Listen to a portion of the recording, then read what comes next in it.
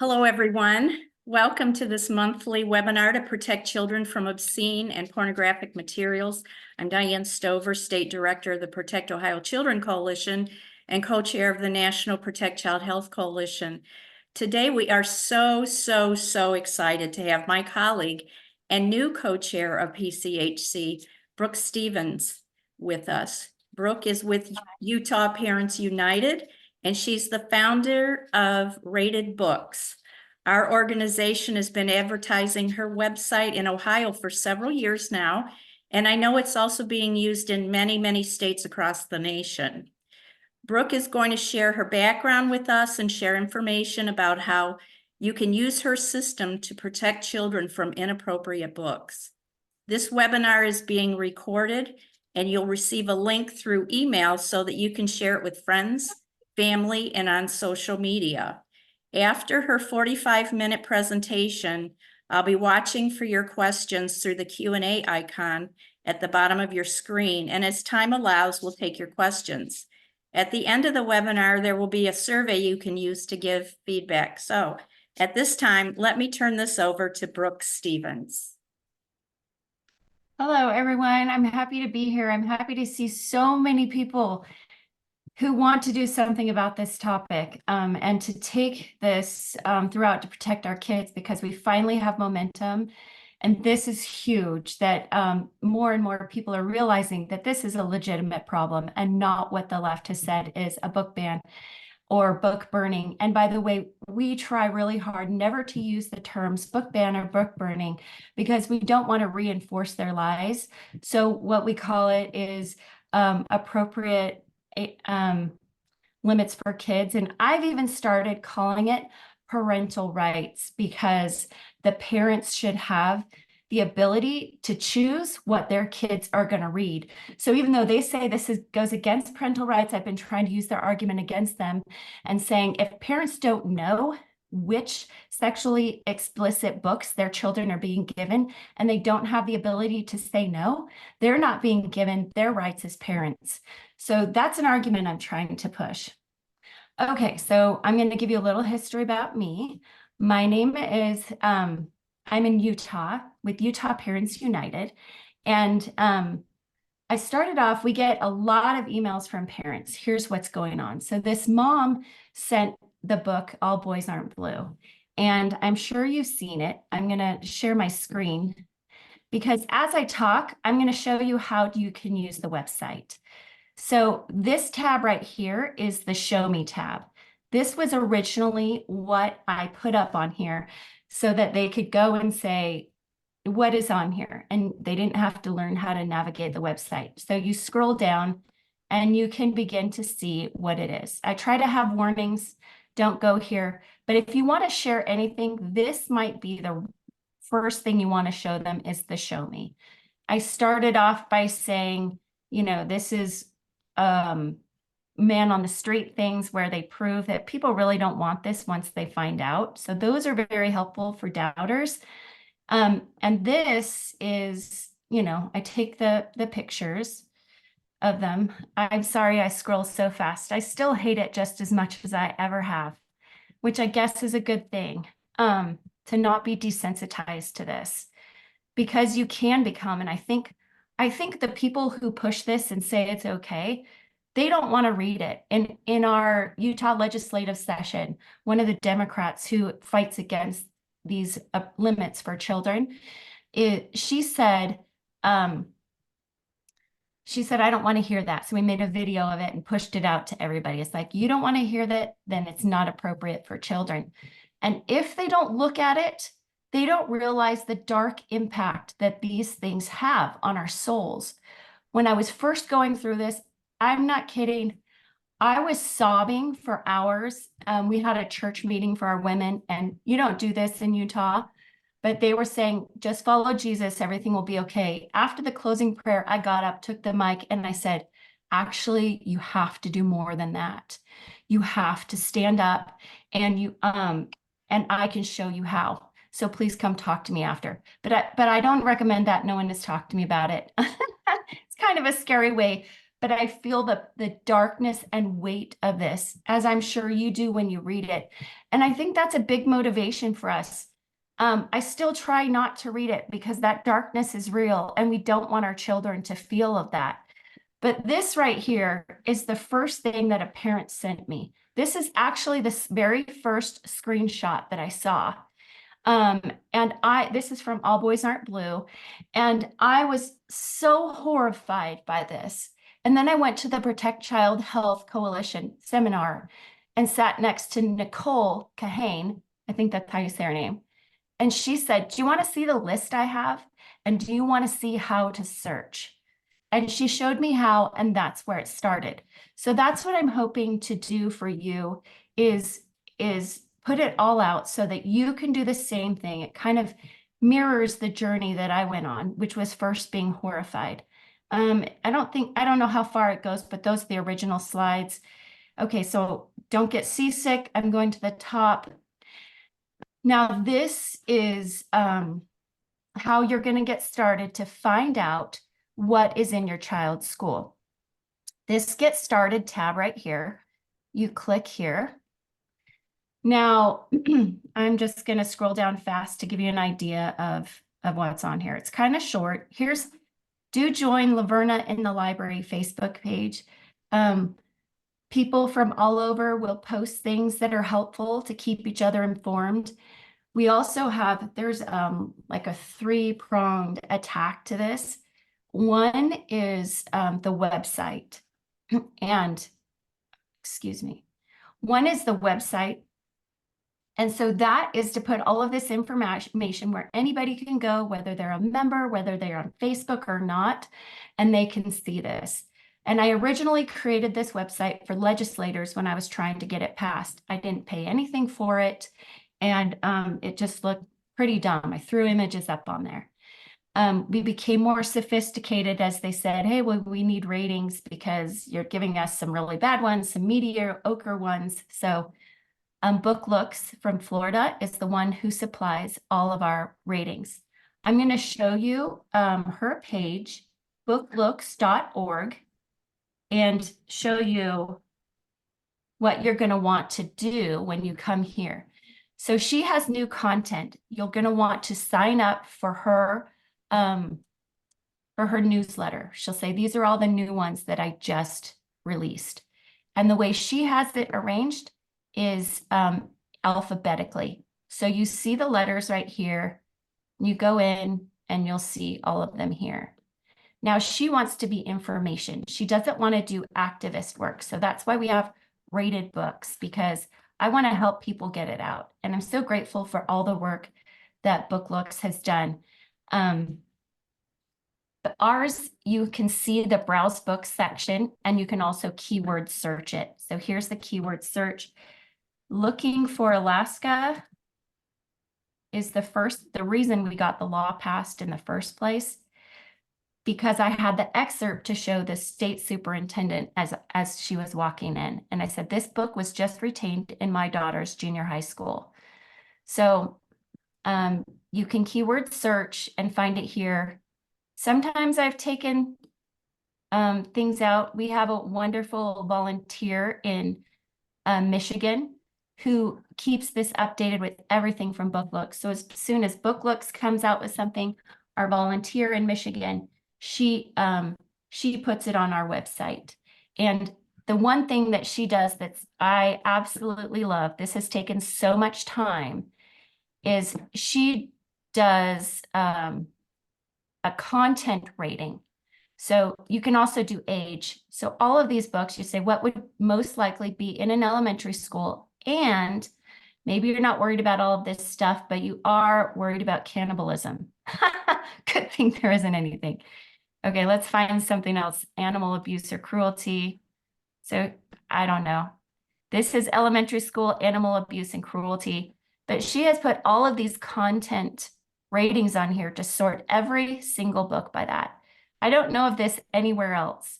So that's a feature that I just wanted to make sure you know is here, as well as this age. So everything on Book Looks. Plus, we do have if you go to rating system, pending rating. And these books have not yet been rated, but some people have submitted things. So these are actually recommended books, but they have given their reviews and Book Looks has not yet reviewed them. She has a huge long list of things to go to. And whenever people send it to me, my email is maryinthelibraryusa@gmail.com. Then I will forward it to her. You can also send it to her at admin@booklooks.org if you have something you want her to rate and put on her website. Okay, so back to getting started. I'm going to back up to where I said we have 3 ways to get public awareness. Number 1 is the website. Number 2 is Facebook, because you have so much information on a website, you don't know where to begin. So you need little bite-sized pieces to send to people. And that's why we have our Laverna in the Library Facebook page. And that is where we put out one and we research it for all the districts, well, not all the districts, maybe 10. And we'll say this is in these schools, in these districts. And we put it out and our followers share them to the friends they have that they know are in those schools so they can challenge those books. So it's meant to be a local warning system. And we've already uploaded almost all of them, 3, 4, and rated 3, 4, and 5 on Mary in the Library USA Facebook page. So you don't have to re-input them. You share them from, let me just go here so I can show it to you. So here's Laverna in the Library.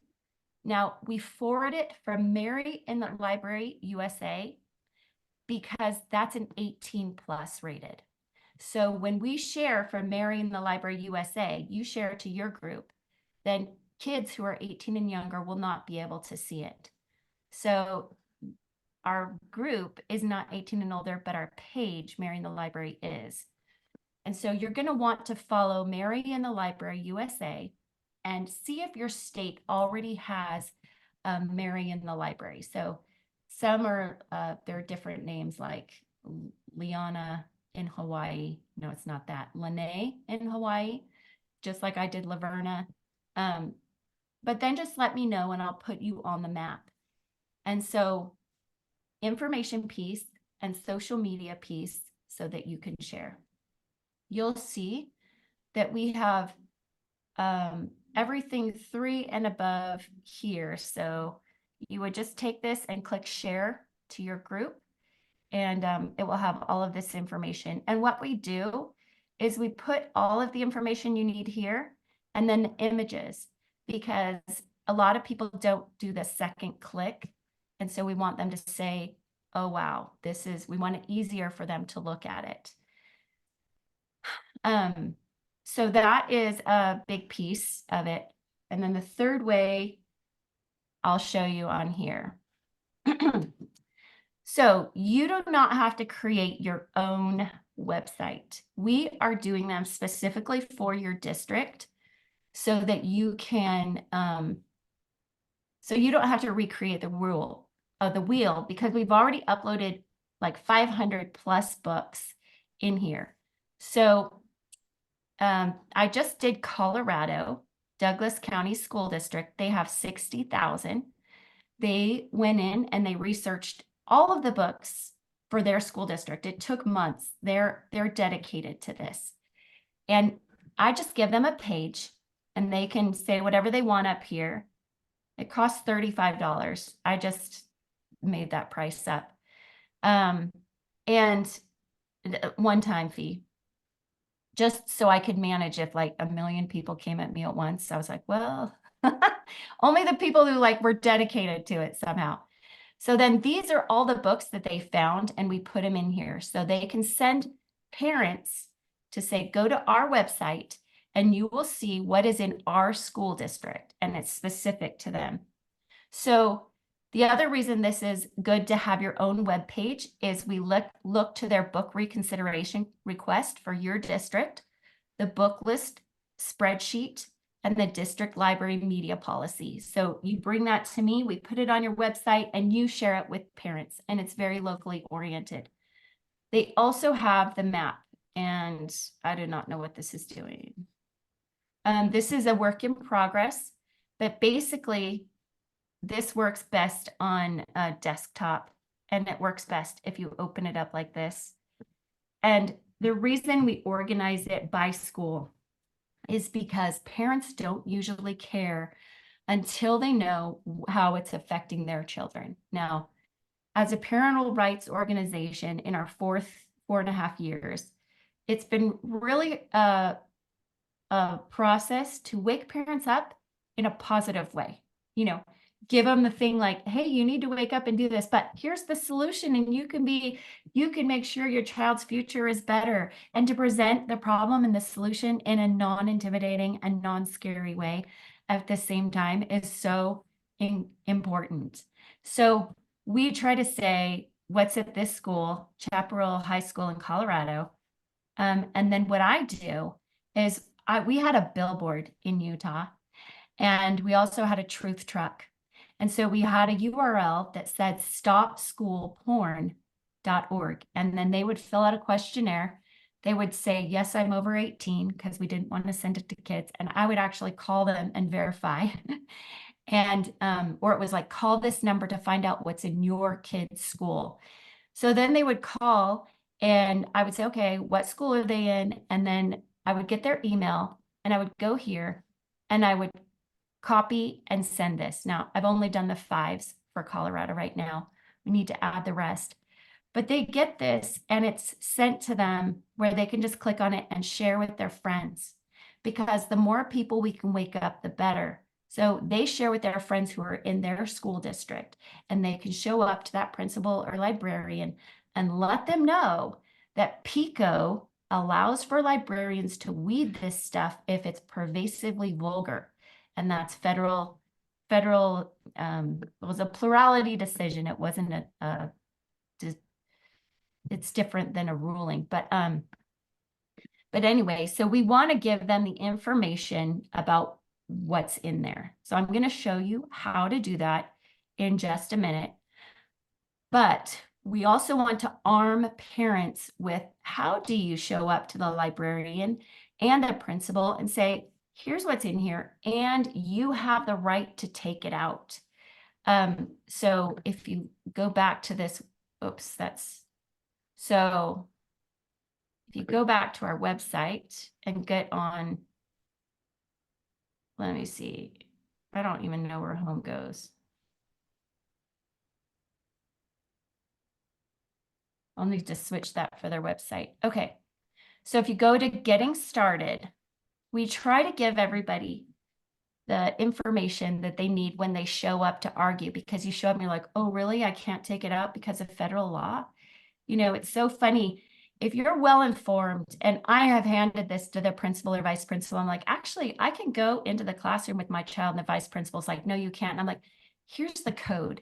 So if you come in prepared with the law that gives you the right to do something, and you know it ahead of time, you will be much better received and respected. And even though I've been coming at my district to get this out, the assistant superintendent in charge of the libraries actually testified at a private meeting in front of the State Board of Education that our group is a great resource to them, even though they have been humiliated on national and international news for removing the Bible.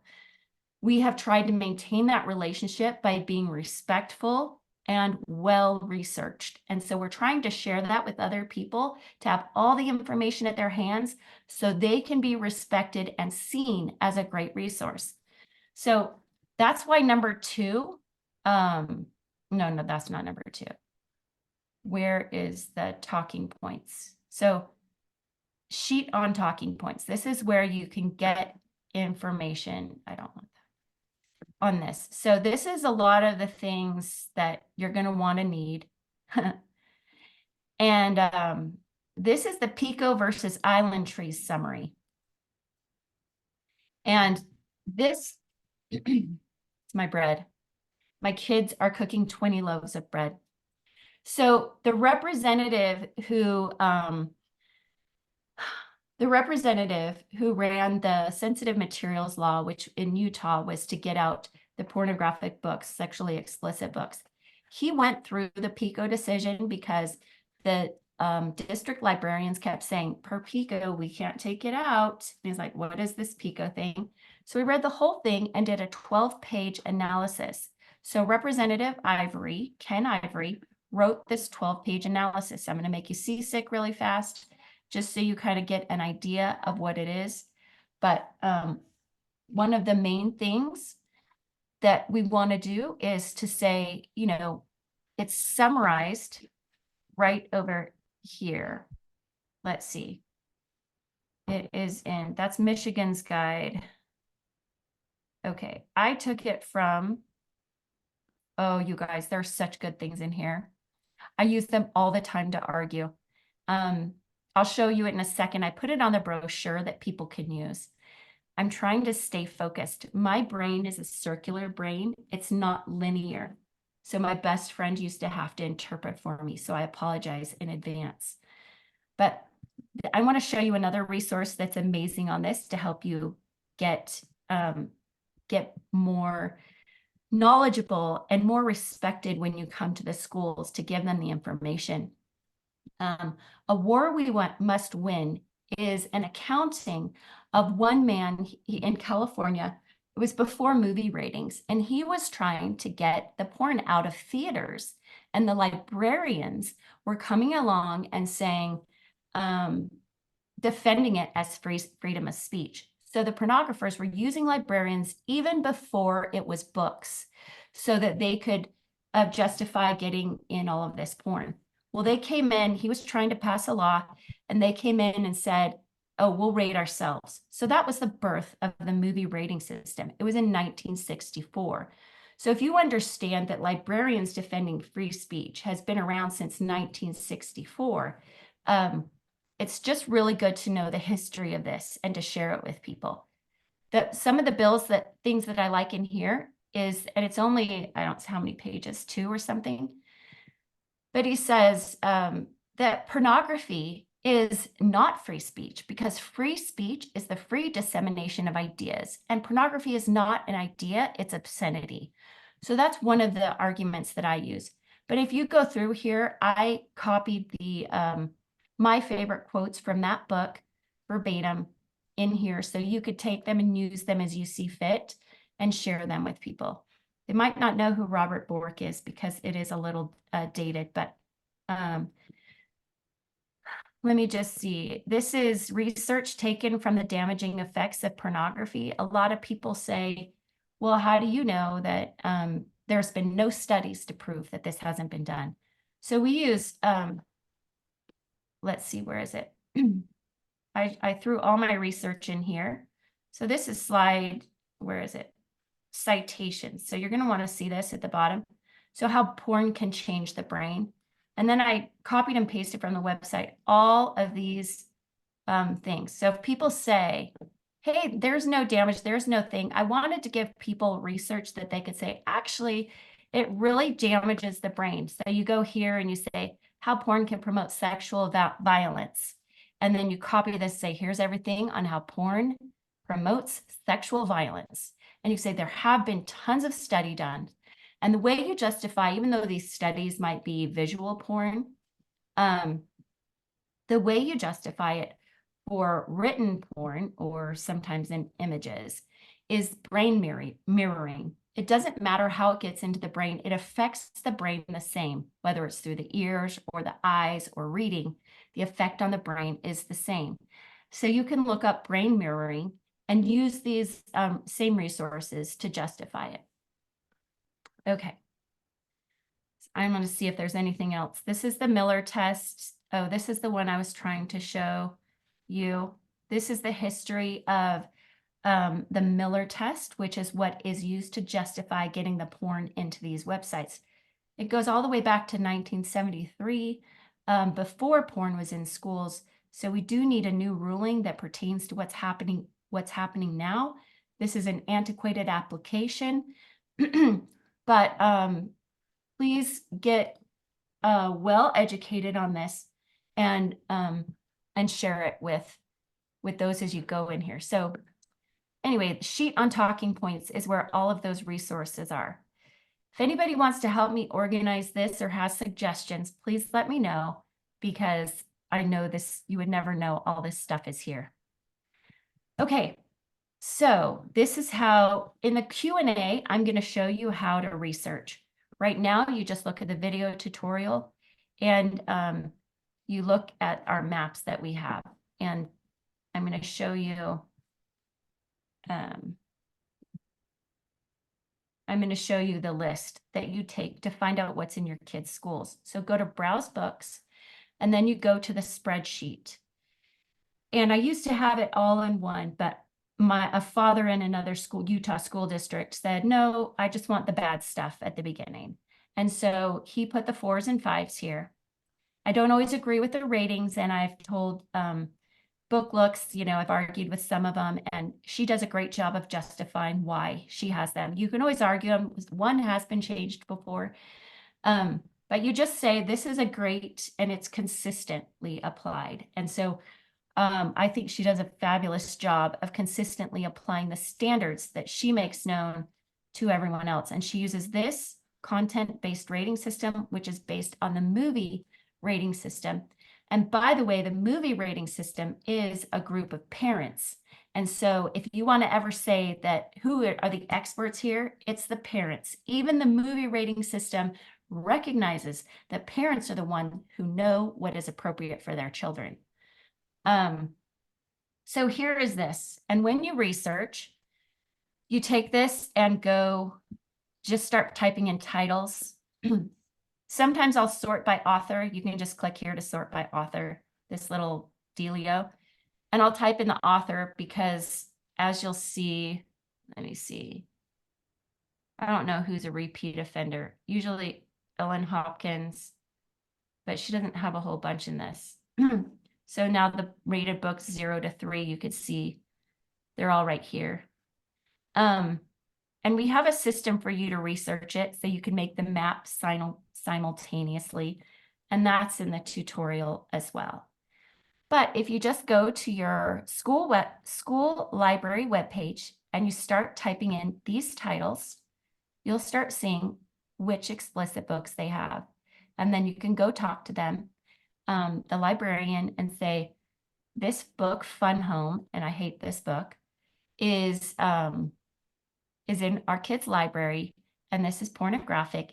Here's this page, and you can weed it per pico. Pervasively vulgar books can be weeded by the librarian, and get that out there as fast as you can. Now, what we've seen happen is principals will parents will meet with principals and say, look what is in your school's website and your school's library. And they'll be horrified and say, oh, I promise I'll get it out. And then they'll just disappear off the planet. They won't respond to emails. They won't respond to it, just they can't find them. They haven't done anything. It's because legal counsel has come after them and said, you can't remove it or ACLU is going to sue us. And that was one of the main reasons that I moved from California, where I was fighting against their sex ed. And I spoke with superintendents and principals, and we were trying to get the terrible sex ed out. And they said, well, the ACLU has been pressuring us for years and years, and they're going to sue us if we don't do this. So we as parents have to be a stronger presence than the ACLU. We have to show up in numbers. That means we have to show parents what is in their kids' schools. Okay, my circular brain. So I showed you the maps. I wanted to, let's say you've done the research, you know what is in your kids' schools, you've made the list, the map that I've shown you, and you show up in there. Now, some of our parents have literally spent hundreds of dollars making these brochures. Now, I have a PDF you could download for free. I have a tutorial on how you can make it yourself. And I will also make it for you. This isn't the price. I would just make it for you and you pay for it, but at cost. But I've already created them in my Vistaprint, which you can do as well. And this is the one that I just did for Colorado. And it has, so they pass it out to the schools. They have QR code to their rated books website that is for their district. They have, this is the show me page. And so those are those videos. Here's the inside. These are the 5s and 4s that are in their district, just so people have an idea of what they are. This is an excerpt. This is about PICO. They can remove it. And then this is about the American Library Association saying, and this is Deborah Caldwell Stone. I think this is a link to her video in 2020. She's legal counsel. She said, the thing that needs to happen most is sustained messaging that reframes this issue, that takes it away from the idea that these are sexually inappropriate for minors and promote them as diverse materials and programming that are about inclusion and fairness and protection of everyone's right to see themselves. Now, this is exactly what we could have wanted, like it couldn't have been better. She's saying we're framing sexually inappropriate for minors, and this is actually about diversity, equity, and inclusion. They've been intentionally creating that. They know they're sexually inappropriate materials, and they're trying to get them in there. And so we put that in here. Of course, if you don't think that works, you can change it to whatever you want. And then you just let me know, and I order them, you Venmo me. So I created these for people to print and hand out. A woman here in Tooele took them to her church members, and they're all praying, and because those prayers really work. And so they're praying and showing up, and they're well aware. And the biggest thing is, if we get to people first, like many of the authors here in Utah are fighting on the opposite side against this because someone went to them and convinced them of how wrong we are. So it's so important that we get to them first and go to our neighbors with these pamphlets and say, here you go, don't let your kids see this, but this is in your child's school. So there's another tool that we have for you. Another thing that we've done is we've created binders, because if you send links to people, oftentimes they don't care and they won't do anything about it. And so here is a picture of a binder that I gave to a mom. Where did she go? We've done lots of things. I guess I don't have it in here, but oh, here it is. So here's one of the binders, and I actually made this sign so she could stand in car line. This is for those brave people. And so she stood with this sign and this binder, and they had a QR code that they could do it. She could open the page and she's like, this is in our kids' school. So she came here, and we have these if you want to print these as well. That is in the resource file. And all you do is you take the PDF. So sample binders are right here. So these are all the binders we put together for these different schools. And it's just an idea, but showing it to people makes a big difference. We took it to the Speaker of the House for Utah, and he said, oh my goodness, I had no idea. He actually started cussing, and because he was so shocked. But then he went on the local news and said, I thought these were prudish moms, but this is a legitimate problem. And so taking the binder, I've made them for legislators. I made them for all of the members. I met with the whole district, including legal counsel and all the heads of it. I made each one of them a binder. And I brought with me a forensic psychologist who testifies against pedophiles in court. And I brought with me a senator and a legislator and just lots of people. And they sat there and said, all of these books are fine. They're fine for kids. I've read them all. That's what the district librarian said. And I just looked at her. I'm like, okay, at least I know where we stand. And I kept pushing. And the thing is we know they're gonna stop. They're not gonna, some will. One school district shut down in Utah, took out all the books and reopened the next day. So there are some good people. We have to have hope, especially with the momentum we have. You might have one of those experiences. But if you don't let it stop you, because it's our job to keep going. And that's what this whole thing has been, is to just keep going. Okay, you're not going to listen. I'm going to get more parents. I'm going to stand in car line with the sign and show them so they all come to your door. because I know numbers make a big difference. So this is in the Salt Lake Tribune. This is an op-ed against me. And so there I am. And, you know, a tiki torch symbolizes being a racist. Look it up. So basically, they're calling us a racist and saying all of our, the people that follow us are, you know, like, this is how it is. And, but all publicity is good publicity. So don't let it get you down if they come after you. This is a news reporter who came to my house. I saw him filming at the State House, one of my friends who was standing up for him. Here was the camera. I took my phone and I videoed it right next to their camera so they could see that I was doing it really nicely. I was smiling. Like, that makes a difference. And so that I had the proof that if they edited it, this is what it really was, because we have a reach of 40,000. We have 40,000 people subscribed to our things. So he knows what our reach is already. So a lot of times, if you're doing media, have your own recording. So you can say, actually, it was taken out of context and they edited it like this, because they always do it. But there have been days when I haven't known what to do. And I pray to God and I say, I'm yours. I'll do whatever you need me to do. And that's when the media calls for an interview. I hate doing those. I hate them so much, but I still do them because we have to get the word out. So here are the legislators. When you have good relationships with them, they'll help you if they know you have their back. I will help them with all their campaigns. I make calls to their delegates.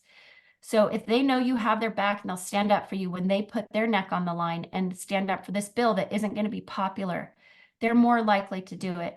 And we actually had one of our legislators, Carrie Ann Lisabee, write an op-ed where she had 75 legislators sign it saying this is a problem. And she put her neck out there too. And that's, even if we weren't behind her, I believe she would have done that, as well as Representative Ken Ivory. We do have great representation, and I'm sure you can find one in your state as well. Try and get so this guy is the superintendent he spoke for our bill. Build positive relationships. And when you get them on their side, ask them to speak with you wherever you can. At the legislative hearing, we made stickers for everyone to wear so they could see in the audience all the people that were wearing their stickers. This is the billboard that we put up. Celebrate your wins, because right after that, you'll have a loss. You just keep going. Don't worry, you're on the right path. You're doing God's errand. And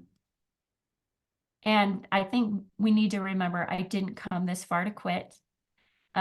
So give me a call if you have a hard time. I've been there too. But keep going, because success is there. Okay, so it looks like I have 5 more minutes before question and answers, in which I'm going to show you how to do it. Let me just make sure I've gone through most of this page. So the web page, I could create one for you. These are all the people who have asked us to create their web page. Let's see. We talked about building relationships. Oh, I need to update this. I actually built this app that you can use in your state. So this is amplify-usa.com. And this helps you build relationships with your representatives. It's a long game. And so this is each of your legislators at the federal, state, and local level are displayed for you. Now I need a contact there, but when you click on their face, let me see if I have any pictures. You can just read about it later. But basically, building relationships, it will make you into a powerful lobbyist. And because you're a constituent, you're not paid. So you have more sway, especially as you get more people to get on board with you. That's why I built this app, so you can share it with your neighbors and they can be aware of the issues as well. So let me see the next one. Here's some sample legislation. We just have HB 374. I need to update that because Texas has some great ones. Sorry, I'll update. And then this is our map. If you're getting involved, the first thing, of course, I skipped number 2. The first thing you're going to want to do is to find out who in your area is doing what. So you don't have to start from scratch. So you have a local team. So I organized this by alphabetically by state right here. And you could say, oh, look, these people are in here. You could find, just click on the numbers. And if you want to be added, then click here. And here's your tiny URL that you just fill in your organization, and I'll update the map with what you're doing so people can find you and you can work together as a team. So that always makes it easier if you have a team, even if you have one person on your side. So that's why I said the first thing is to find those people. Okay, I covered this whole thing, and let me just see.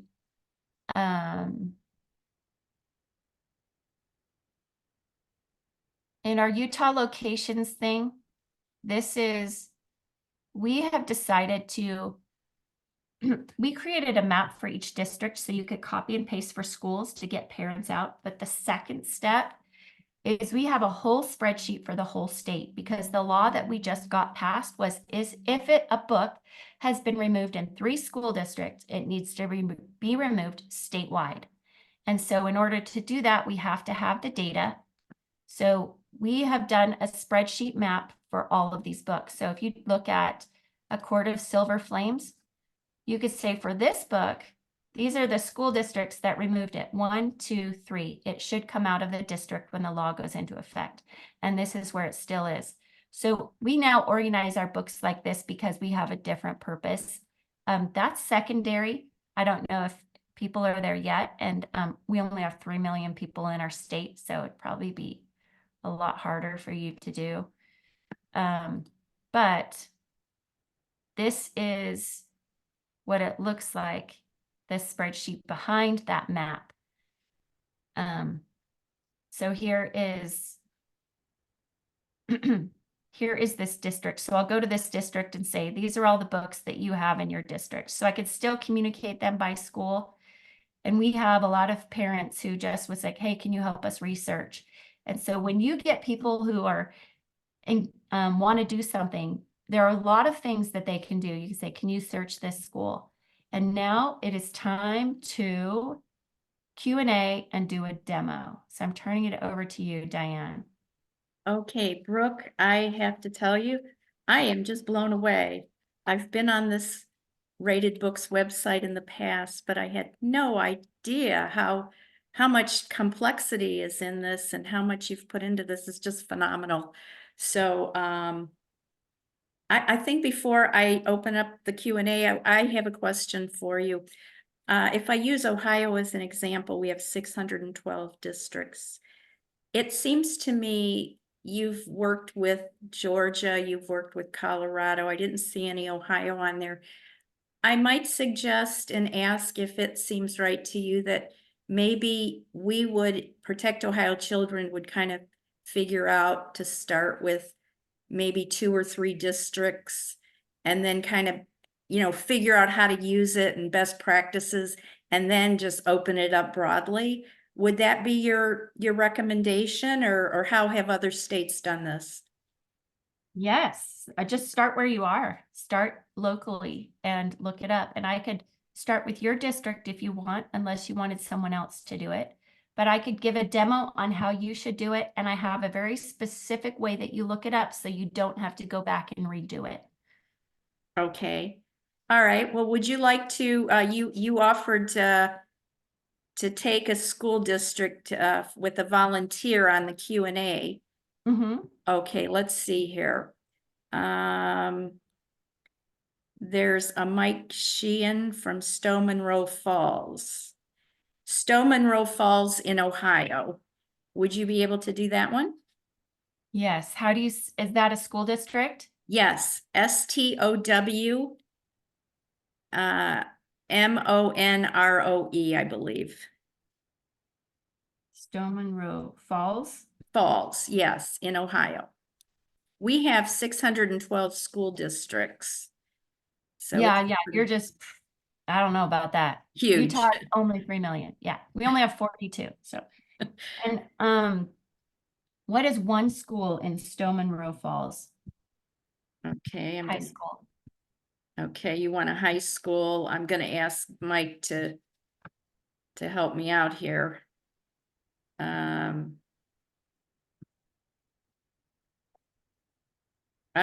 I'm not getting an answer back from Mike. I'll look at it. Let's try Berea. That'll be easy. Berea, Berea, Ohio. And that's a school district. Yes.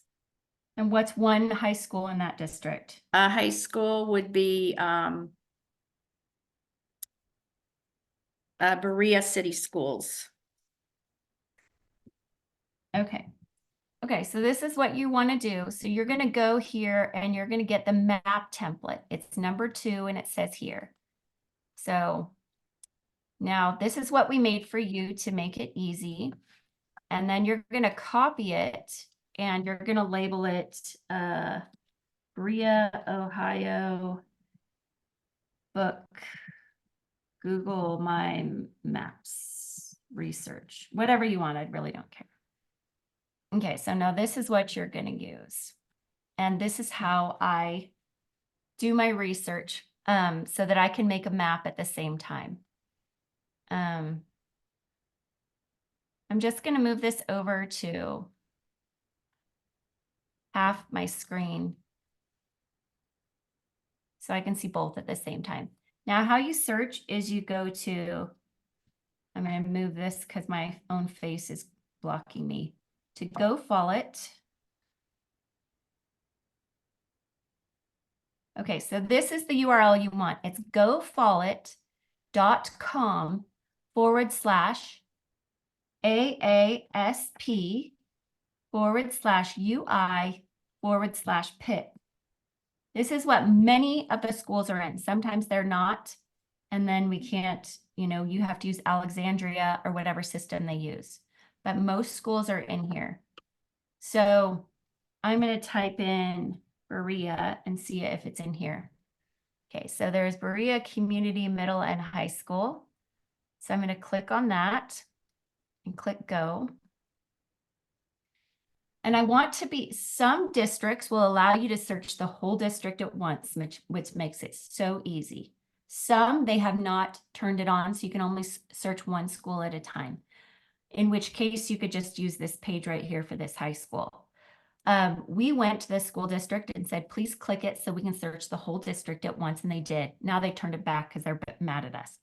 And in other districts, I went through all the schools until I found one that let me search the whole district. So there are some districts where the individual schools will let you search the whole library and others won't. So I found those and keep them a secret so they don't change those settings.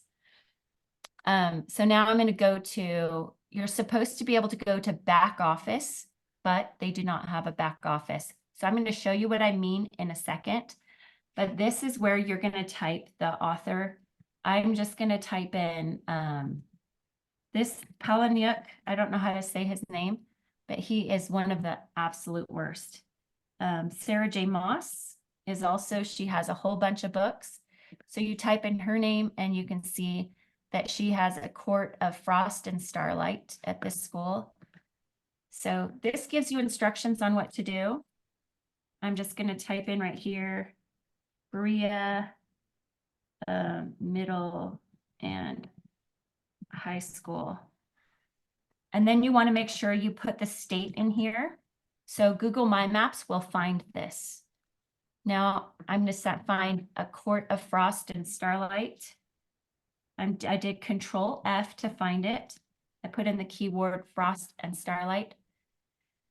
I have a tutorial on this, so you really don't need to remember this. You can pause and start, but I do copy and then paste. And then any other things I do, I put in that column. And the reason for that is just the way Google My Maps is set up. So you can have the name of the book and the link. And that's what you'll do for any other books. You put it in here. So I'm just going to do Thorns and Roses, Control F, Thorns. We already have the URL for you right here. And then you create this in Google My Maps per my videos. I'm going to show you, are these webinars going to be public? Yes. And Okay. I think, some folks here are saying that maybe we have the wrong district, but that's fine. That might be in Kentucky, but that was just a good example of how to use it. Oh. But we have just a gazillion questions come through here, Brooke. Oh. We won't be able to answer all of these, but I'm trying to find some other questions for you. Okay. Let me just show this really fast because this has the back office. If you can search the whole district, you click on back office. This is in one of our Utah schools. You click on catalog and you click on Weber School District, the whole district. And then when you search up Sarah J. Moss, you will find the books that are throughout the whole district. So this book, A Court of Mist and Fury, is in all of these schools. So you would write them here and then paste them in. And anyway, that's the best organization that I have. And now you can ask other questions. Okay, let me get something here. Like I said, there's like 35 questions in the queue here. Give me 1 second. As a webinar, people can't talk. Right. Okay, one person has said they haven't been able to get the website to work. Can you talk to us about any potential technical difficulties with this? What website have they been rated books? Rated books, I would imagine. Just email me and tell me like what browser you're on. I haven't ever had that complaint before. Okay. Probably because they don't know how to email me. So my email is maryinthelibraryusa@gmail.com. And yeah, I would just need specifics. And it's hosted by Wix. So I am not the technical person, but I can ask Wix to fix it. Okay, here's a question. Where do you find the document with the resources, including the analysis of the PICO decision? That is on the Getting Started tab, and it is on number 3, sheet on talking points. Okay, and do you think the PICO decision has any relevance for public libraries? It was specifically about school boards, and I think they could apply it both ways. I'm not a lawyer, but I never care what lawyers say, because lawyers just make stuff up all the time, and it only becomes true because someone decides it's true, and these types of things were policies and procedures. So if you just keep pushing for what you know is right and you find precedent somewhere or you establish it, I think anything can be done and should be done, especially with God on our side. And that's so whenever somebody asks me, can it be done? Or I'll be like, of course it can be done. You just keep working at it and you ask God to help you. So Brooke, there's my I made a note when you made the comment before. I just appreciate your tenacity so much. But when you said parents need to show up in numbers and we need to be stronger than the ACLU, it's what we really have to get across to parents is that this isn't just we get one victory, put a flag in and we're done. This is an ongoing continuous monitoring of our libraries and our schools. And so I appreciate how you've made that so clear for us. Now we do have another question about digital books. Does this work also include digital or is this strictly on the shelves? This is mainly focused on the shelves, but all of these reports apply to digital books. So they should be, go after those. Those are the worst offenders because they're available to everyone all the time in all the schools and districts. And that's what a lot of kids are using. I just couldn't do it all by myself, so I focused on this. But please use these resources for digital books. We also include those in our research. We'll say digital book, ebook, ebook, ebook when we do our research. Okay, and we're in Ohio, we're familiar, and I know many from PCHC are familiar with the EBSCO Gale issues, which is another subject, but we've run out of time today and there's just so many questions that we won't be able to answer. We've had quite a large crowd on this webinar today. Fortunately, it's been recorded and it'll be available. Everyone who was registered will get a link to the webinar, and then we'll be advertising it in Ohio, and I'm sure all across the nation in the PCHC members, they'll be sharing it as well. So thank you so much.